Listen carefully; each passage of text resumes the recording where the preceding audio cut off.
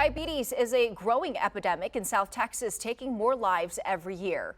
In tonight's Wear the Gown, Eyewitness News reporter Jeremy Baker joins us live to introduce us to one man who discovered the disease in time to save his life. Jeremy?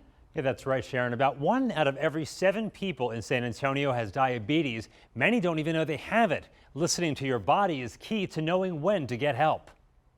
I was feeling pretty bad for a few days and kept drinking large amounts of water, like gallons of water, throughout the day. Albert Dillard knew something was wrong. And I went and checked into the hospital, and my sugar levels were like 800 to 1,000. Normal blood glucose levels after eating are between 200 and 300. Dillard's levels were 4 times that.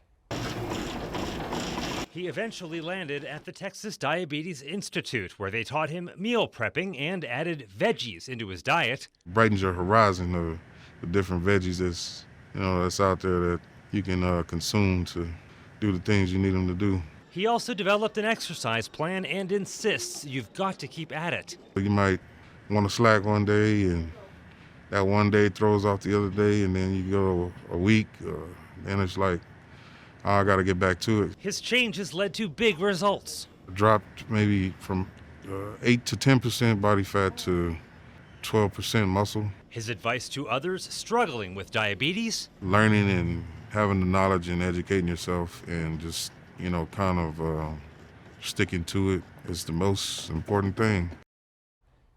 To learn more about what the Texas Diabetes Institute has to offer, we have their contact information with this story on KENS5.com. Jeremy Baker, KENS 5 Eyewitness News.